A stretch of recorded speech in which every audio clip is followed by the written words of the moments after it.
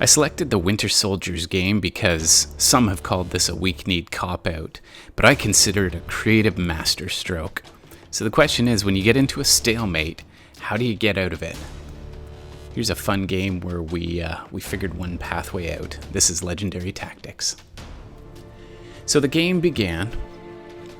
Typical fashion, we get England just carving out his territory, a little aggressive against France here. Germany is aggressive against France, and the rest seem to be doing the usual moves, the scramble. Quick convoy across, not a typical play because that can be flummoxed early by Russia, but we got across there. The countries in this game, I'm playing as England for this one. Most of the players in this are beginner to moderate level players. This isn't an advanced level game, but most of the players know what they're doing, they know how to make their moves, and they're not going to miss their turns too much. Austria is played by a fellow who's very much into history, and he thinks like an historian. France is played by a scientist, and he's very clinical and tactical in his approach. His name's Russell, and Austria's JD MRC. We've got Germany is also played. This guy has his master's in history. His name's Kakis. Italy is played by a financial planner, and his name is Enli JP, or NATO Potato. And we've got Russia. He is a very experienced player. He knows what he's doing. His name's Jeff. And finally, we've got Turkey. He's actually a blood relative of Germany, so we need to sometimes watch out for that. So the game is evolving fairly typically. The normal builds, we don't need to spend too much time there. And a little bit of an unconventional play here by me, trying to get the Norwegian army onto the mainland. You could see that I've negotiated something with Russia here, and I'm just trusting that he's a man of his word. Looks like a few people did miss their turn here. That is weak. So I'm doing a little dance here with Germany. Russia's true to his word, he doesn't invade there. And there's a beautiful play by Italy here to get into Turkey's homeland. So Germany lost out. I've got a foothold on the mainland here. That's always important. Russia has set his territory very nicely.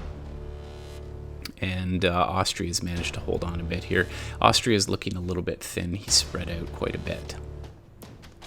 As we move on to the next turn, you can see Germany, he's just flailing in all directions. He doesn't know what to do.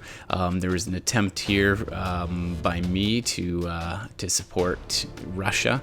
He didn't take it. He missed his move, which is very unlike him. And then Germany has no idea what he's doing. He's just randomly moving where he wants to. I'm starting to lock down this side so that I don't get an incursion by France here, because I'm not sure at this point if France is with me or not. So a little bit more action here. Good turn for me. I was unopposed in my movements. I'm securing my territory here just to make sure Russia doesn't get tempted. Intense power play here by Austria to take out Romania, and that wasn't held by Russia. So Turkey is just about out of this game. So poor Sean down there. Game proceeds.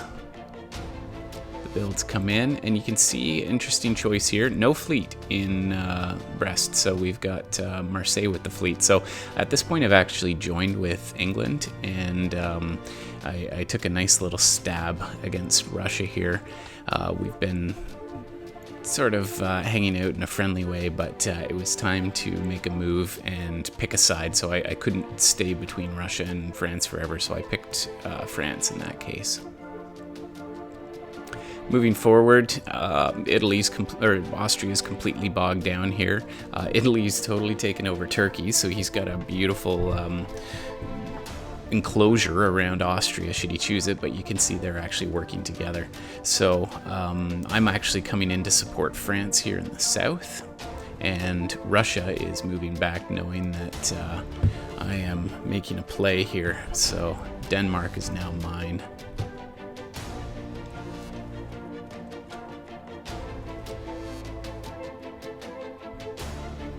The internet's sure slow tonight. All right, moving into the next phase, France decided to get rid of Sweden because he could see he couldn't hold it against my wrath. So he is consolidating in this area here, and he's not faring particularly well. You can see that Italy and Austria are against him in the south, and I'm against him up in the north. So hasn't gone well. France has busted through. Germany is no more. So he is completely off the map now. We move forward, and I'm just working my fleets around. I love controlling, when I'm England, I love controlling the north with my navies. That tends to allow me to take a lot of coastal cities without too much difficulty. And as you can see, Russia took a massive hit there, and he fell on his face hard. So I've actually come up against the Austrian army here. So you can see I'm starting to get some boots on the ground here. That's always important, and this was just a psych out, I believe, by France. But Austria and Italy are working to finish off what's left of Russia. So this is getting down to a 4-horse race. All right, a couple more convoys, getting the armies in position. You can see France has given me a ton of trust. He's completely opened up. I could stab him at will and take him out, but I decide not to. He's an honorable player, and I stick with him. So now you start to see Russia's gone, Germany's cleaned out, and there's this line right down the middle where we are basically in perfect pitch with each other.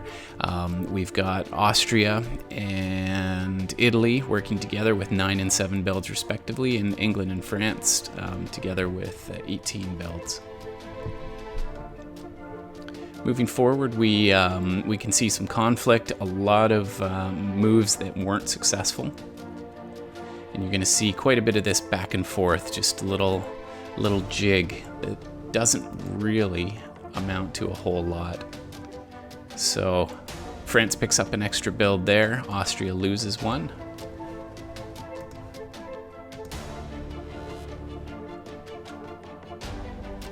But at this point, this is where we began working the message boards, and we were each trying to get the other person's ally to flip, because everybody's supporting down here in the south. Tons of supporting maneuvers here, but because everybody's so dug in, there isn't a whole lot we can do there. I mean, there's no way that they're going to get past all these fleets here. And I'm really well reinforced across the north here, so it's going to be tough for them to break in.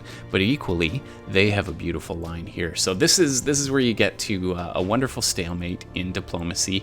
It is possible to have a perfect stalemate where if everyone just digs in and supports, then you can't break through. So you could wait until somebody forgets their move, and so we tried that. Unfortunately, that was not successful. Everybody at this stage wanted to win. Nobody would turn on their ally. And that leaves us in a really interesting predicament. So we did make a little bit of headway here against Austria. We broke in. GDMRC was asleep at the wheel for a second and trying hard to break through in the south, but it's just not working. Italy, NATO potato, is holding really resolutely.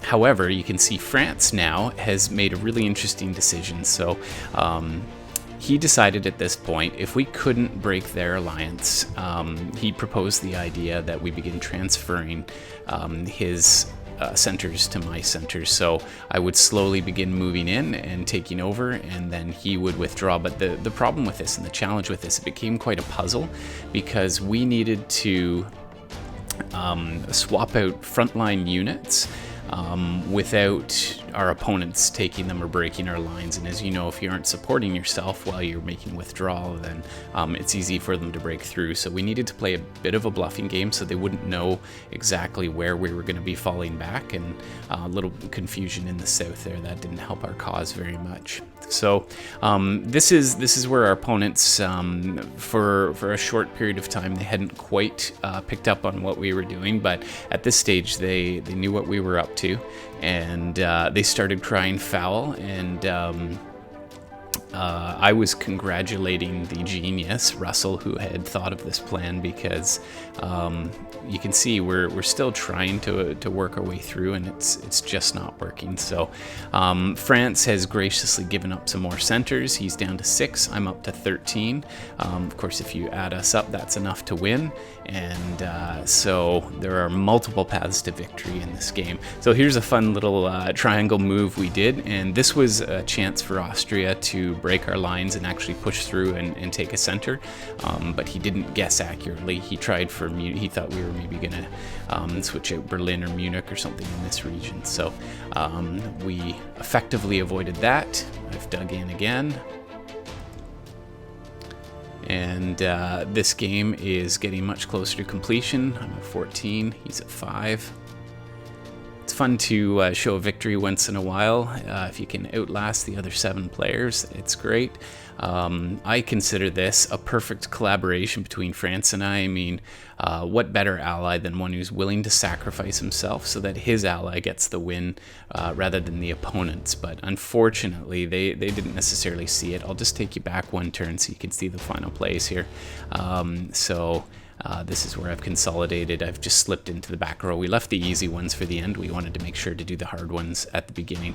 So that jumps me from 14 right on up to 18. France is down to 1, and Italy and Austria are stuck where they were. So if you think this was a legitimate way to win, then let us know. And if you think this was a completely sad and weak excuse for a finish, then well, sure, you're entitled to your opinion. So this has been Legendary Tactics. If you want to see more diplomacy videos, then like the video, subscribe to it, and share it with your friends. Bye for now.